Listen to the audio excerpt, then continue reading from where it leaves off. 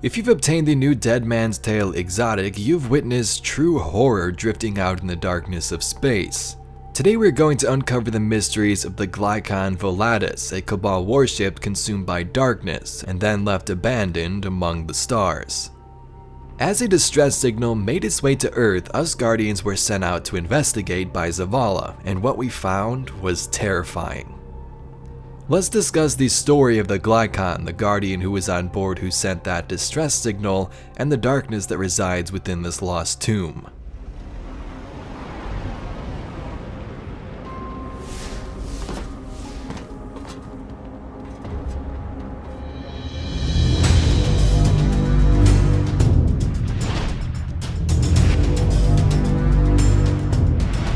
This story follows the tale of a guardian named Katabasis and his ghost Gilgamesh, who work for Emperor Calus and are loyal to his cause. So this information can be found from the captain's log lorebook. At this point in time of making this video, the whole lorebook may not be released. I'm not sure how you get those entries upon making this, but it can all be read through Ishtar and other sites as well. So as the story goes, this guardian confronts Calus aboard the Leviathan, explaining that he wants to take the job. The Guardian then wanders the halls past Cabal guards and different trophies Calus has gathered around the system until he eventually speaks with the true Emperor himself. Now this is one of the first times it's explained what Calus actually looks like. Now in this lorebook they described him as a Cabal figure in a cage aboard his planet-eating vessel. Katabasis describes him as, "His skin is mottled with sickly translucence that grips my stomach." After the Guardian agrees to take the job and then Calus, invites him to meet his true self, Calus begins to speak. "When the darkness found me adrift in the cosmos, rejected by a people I had made, I thought to have found a confidant. No, an idol. They promised to return to me, to uplift me, that we may dance together among the stars and drink their dying ecstasy, till the end, as one. But their chilling little fleet came and went. It was luscious and so many tasted so much. Yet I am empty, nothing, trapped in this limbo of their lie." Seen it and others like it. Too many scorn for an active guardian. In place of each world the darkness stole. At the edge of our heliopods, Calus meant to commune with the darkness. So Calus was obsessed with the darkness and upset that it hadn't recognized him as a god and wouldn't give him the power he thought he deserved. He wanted to be on the same tier of the darkness as he met it once in the system and it said it would come back for him, but it didn't. Calus will expose the secrets of the darkness and use them to reclaim Tor Battle. It will be. So Tor Battle was the Cabal homeworld that was essentially destroyed by Xivu Arath and the Hive. Now that tale is for another time, but it appears this is Calus's goal, to reclaim the throne as the Cabal Empire, reunify his people even if it means taking out Kaitel and the Red Legion, and then going back to their homeworld to fix it up a bit. So at this point Katabasis boarded a thresher with a Scion officer named either Quinzik or Chinzik, who was basically in charge of this whole project under Calus. They then made their way to a Red Legion shipyard on Nessus where they found the Glykon Volatus. This was a Cabal carrier class warship like the one seen when they invaded during the Red War. Katabasis then works with a few Scions to make sure the warship gets off the ground without alerting the Red Legion in the area. After some convincing, sneaking around for a bit and helping each other out, it seems like it worked and the ship got off the ground. As it goes, this ship then heads to the Reef and is later greeted by Calus's arrival in his own ship with a device. They say, "They brought something on board. Scorn haven't shut up since. Chinzik is getting it ready in the viewing chamber." So this of course is the Crown of Sorrow, the hive crown created by Savathun that makes those who wear it go insane. This is basically what happened in the Crown of Sorrow raid with Galron. Calus put that crown on him instead of wearing it himself, which is what Savathun wanted him to do, and we see how that turned out. So with that one lore card from last season and now this lore book, we know Calus was here at the Reef to obtain the Scorn and basically take some of them. Katabasis questions what the Scorn are going to be used for. After convincing, the Scion officer reveals the plan. Calus will draw the darkness into them and we will squeeze from them all they know. How, I insist. When we arrive at the anomaly, you will see. Another line from Calus explains this. I reach out as you showed me when we last met. I split open each Scorn mind from my carriage searching for you. Nothing, every time. So I tear open their bodies, fitfully pulling limb from socket, mind from skull, scouring them for your presence. I search until the shrieking can only be heard from distant pens. Scorn. They did not come from Calus's menagerie. The dark ether in this device has been tampered with. Its connection to the darkness galvanized, rooted. Calus always did embody a clever sort of madness. So the Scorn were essentially being experimented on here on this ship because Calus was searching for the darkness and trying to learn more from it. If you played this mission, we met the big boss at the end, which was called the Locus, and I'm assuming this is the one that wore the crown of sorrow in the clip. I found a journal of Calus's scribe, Omsat. Translation as follows. Today, Calus graced the Glykon with his presence and gazed upon the anomaly. His counselors prepare the exhibition chamber with gold from the castellum. They are confident the crown is ready. The end will lay eyes upon him and weep at his magnificence. Omsad kept notes on experiments as well. It seems that Scorn, exposed to the anomaly, all suffered contiguous neuron death. It consumed their minds. All but one who spoke with many dead voices. This survivor would become the centerpiece of their studies. When the darkness arrived though, Calus disappeared and was nowhere to be seen. The Glykon itself was then shrouded in darkness, abandoned near the reef. Several months ago, a Cabal vessel bearing the name Glykon disappeared near the reef. This ship matches its description and heading. So far, our hails have gone unanswered, and the distress signal continues to loop.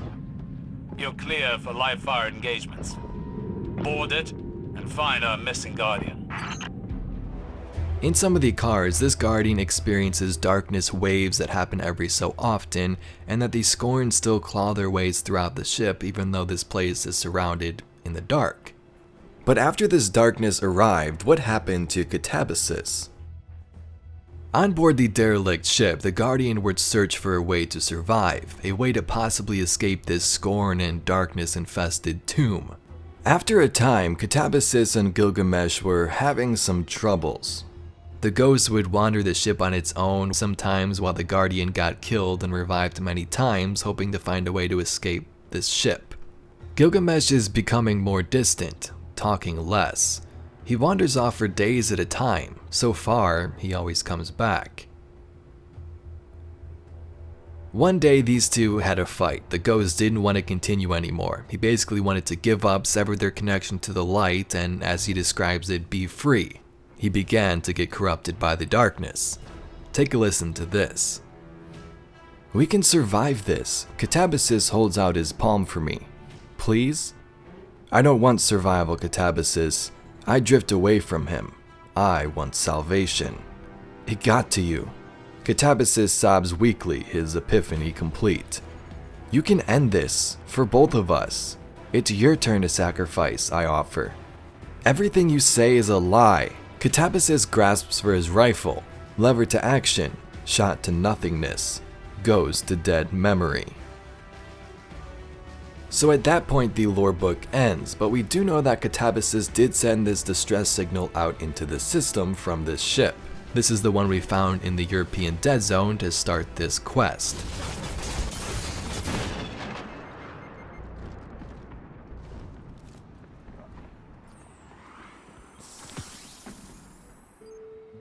In that signal, he says if we can rescue him from this ship, do everything we can to save him, we can have his rifle.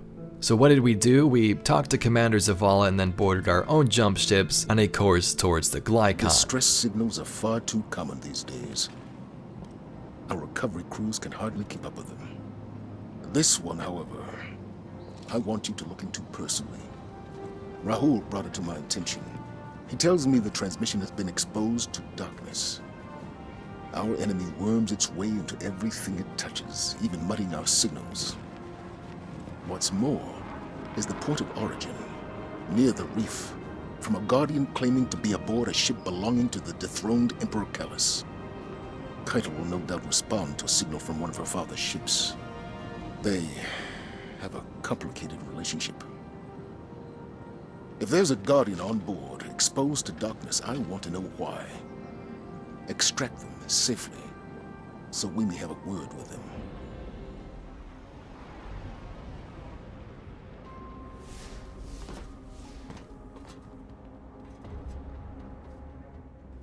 Upon boarding the ship, we are greeted with a derelict vessel with scorn everywhere and the bodies of those Cabal destroyed by these flower-looking tendrils.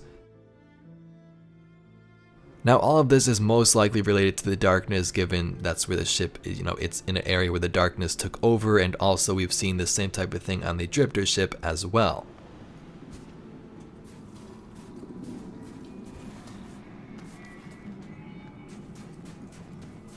And to add on to that even more, the title of this mission essentially means warning. So there's definitely more than just a Scorn infection going on here. After taking out the Locus, we did find what remains of Katabasis.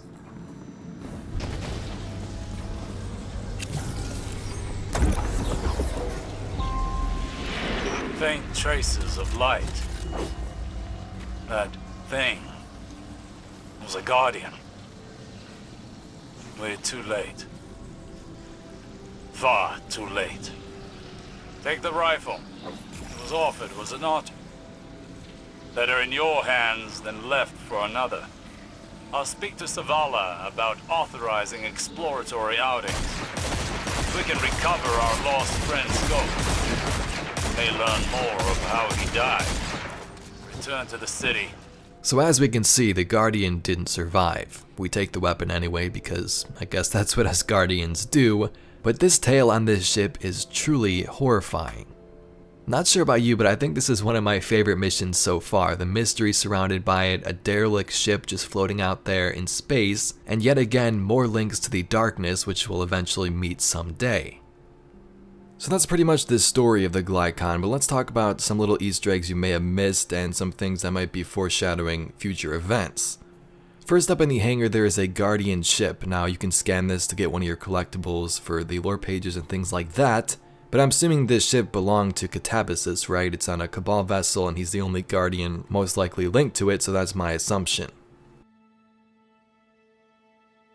Next up we have the darkness, walls, and mechanic we use to get to new areas of this ship. Now you can see once we shoot these concentrated areas of darkness as Osiris describes them, we get this little buff called Egregore Link. So one definition of this is basically a concept representing a distinct non-physical entity that arises from a collective group of people. So that kind of makes sense given what we know about the darkness, possibly not the ships being the darkness or something representing them, like how the Guardians and humans represent the light. I might make another video on this entirely, but this could be some type of new ability or subclass coming in the near future. We're already using stasis. Would we be using something involving this bluish color, the plants, the flowers, or whatever is going on here? And lastly, probably the most coolest thing, there's some spoiler warnings right here. You can click away now if you'd like.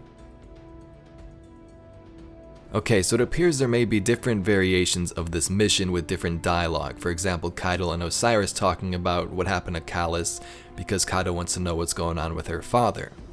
But in one of those missions, we might see a new area on the ship we haven't before, and that is in fact directly below Katabasis through these doors right here. Now unfortunately you can't see it currently unless you glitch out of the map, which is actually pretty easy to do, but if you do get out of the map and get a certain look without the objects calling away, you can see the Crown of Sorrow below Katabasis.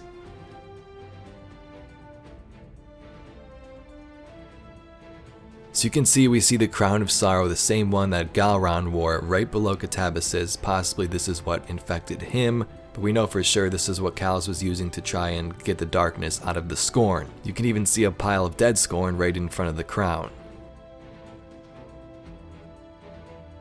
But Guardians, if you enjoyed this video, please be sure to give it a thumbs up and subscribe for some more awesome Destiny 2 news and entertainment. I might make a full audiobook style video of the whole lore book at some point, but also let me know what other types of videos you would like to see. Anyway, thank you very much for watching. My name's Evade, and I'll catch you Guardians in the next one.